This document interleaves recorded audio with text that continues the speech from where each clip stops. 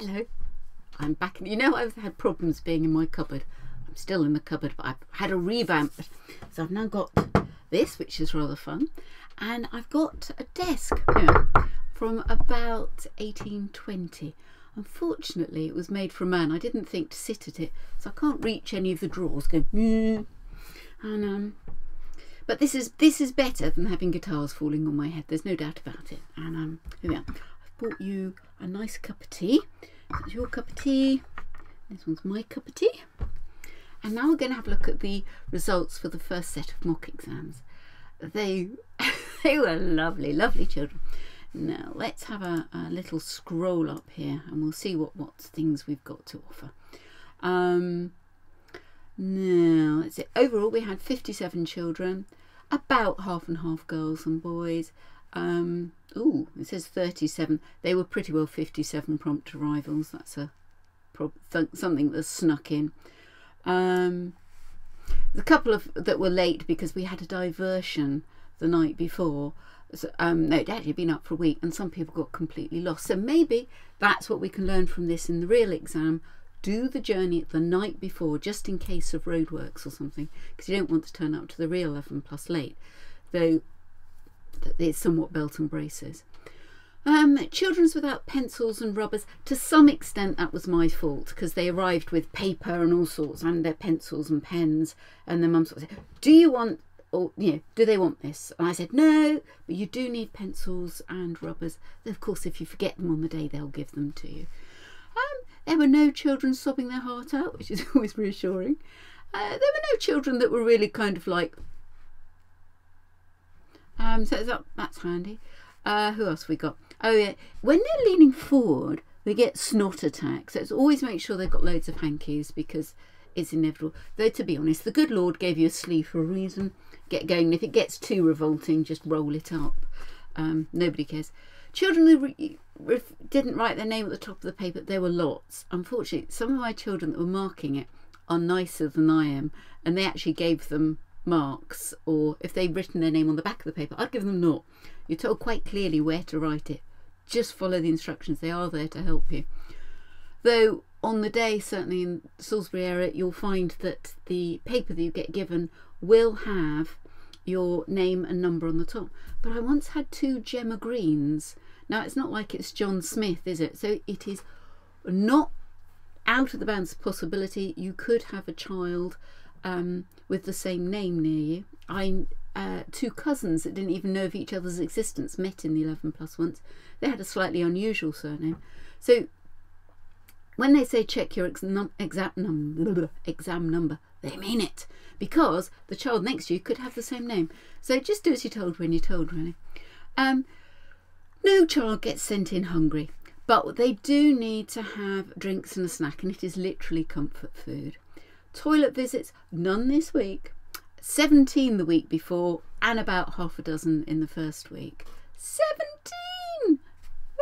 Going for a week, coming back. And the number of children I don't normally teach was 7.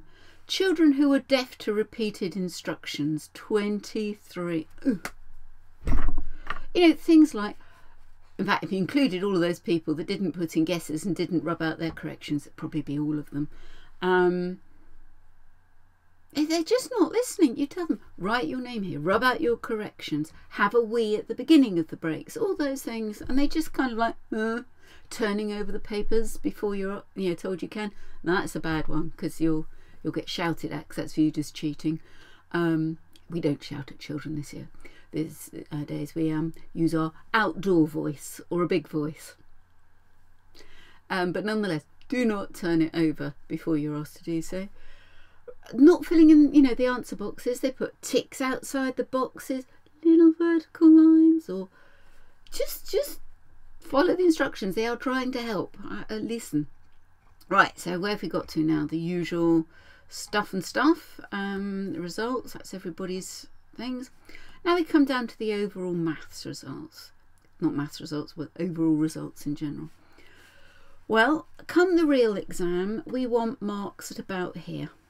What we're aiming for is that they can have a a funny tummy, hamster die, girlfriend fall out of love with them, and still pass.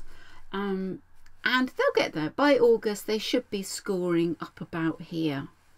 And some of those that are scoring here, with a bit of luck and a following wind, will still pass. But it's a bit closer to the line. You want to have a bit of a comfort zone. Let's have a look at the danger at the moment of these ones that are quite high is that they're going to get smug. I can certainly name children who did an exam at this point, did fairly well, stopped working, failed. Because they kind of they weren't the kind of people to, oh yeah, we're definitely going to pass. But that's what happened. They stopped working. They were just a little bit too comfortable. So be scared. Right, and the other worry is these ones, there's probably something going on here, like not writing their name on the top or being ill. I think this child here became quite ill in the morning. I think this one left their name out. But as you can see, generally speaking, they're doing pretty well. So let's scroll down, see what else we've got. The maths exam.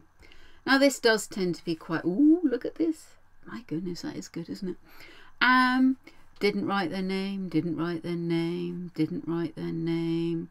Or sometimes if they've put little lines here. I think this child just wrote sort of like little dots, but managed to get in one horizontal or diagonal line. Do you know what was interesting as well? I've had 4 conversations with 11 plus parents saying, I think this child is going to start self-sabotaging. Now this is when a child gets better and better and better, and suddenly they are not comfortable with who they are, and so they do really dumb things, which takes them back into their comfort zone, in the same way as people that rapidly lose weight don't feel like the new person and then put weight back on again because they feel a fatty. Or skinny people that put on a few pounds over Christmas rapidly lose it because they just don't see themselves as a chubber. So, and that's what's happened to these children. They just don't see themselves as winners and things, so they're making really dumb mistakes at this point. That will be fine, it will come out of the system, they're doing okay. So, worried that the top ones get complacent, worried that the bottom ones kind of give up. Don't, it's, you've got 8 months, and the whole purpose is to get rid of that rubbish now. And these middle ones, they're all doing fairly fine. So written workings is usually the key here. Endlessly when we're writing, must write written workings, did not write written workings for this question, did not write written workings for this question, did not write written workings. Just write your bloody workings. Because there was a time when I used to look at the papers and say, look, if you just had, you can do 17 plus 17 in your head. But then it became apparent, looking at the results and the papers of children, that the ones that were covered in workings had the highest marks. Now, just writing the answer that you want, that is not written workings. Written workings is when you actually work it out. So we've got 8 months to fix that. Yes, they can get it right in their heads, but they more consistently get it right if they write the workings. So write the workings.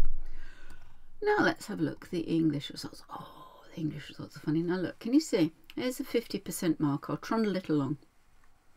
They're all pretty much round that mark, aren't they?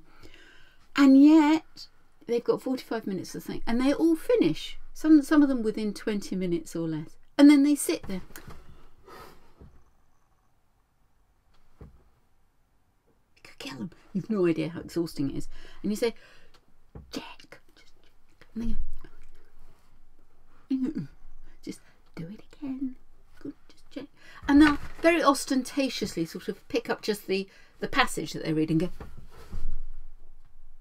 And you can see their eyes aren't moving. They're completely unengaged. They're just posing. You need to look at the passage. You need to look at the questions. Decide what the answer is. So you look back at the passage. You go backwards and forwards. And then you check that you wrote that answer down. Because we've all done it, haven't you? Where you know that the answer's E. For whatever reason, your hand writes B. So just check that what you wanted is what you've put down. Children simply aren't working the English paper. They should be taking time. And they weren't. And that comes again with practice. Ooh, another name that didn't go up. Now onto the verbal reasoning, another name. I think it was a name. Verbal reasoning is much more variable, I think we have an ill child here. Don't worry, wherever you mark. I've known there's children that get as little as 25% in these mocks who go on to pass for real. And again, the worry is that the high scorers end up not doing it. You see, the thing is if it is easier, if verbal reasoning comes well to you, it's easier to get an extra 10% in the verbal reasoning than the maths, or the English for that matter. Come the real exam, children tend to say, the maths was hard, I knew it would be. They say that the English was easier than they expected and the verbal reasoning was harder than they expected. And yet, I think, generally speaking, the verbal reasoning is the highest mark and the English is their lowest mark, and they've just fallen into every trap in the book. So just be aware. And then let's scroll down. The non-verbal, only the boys have done this. We are not altogether certain. I mean, we're 99% certain we'll have non-verbal reasoning. So this was just to assess their core skills. I wanted to know whether they understood symmetry, rotating, counting, movement, that sort of thing. Now I'm a little bit worried that this will give them a false sense of security. Mind,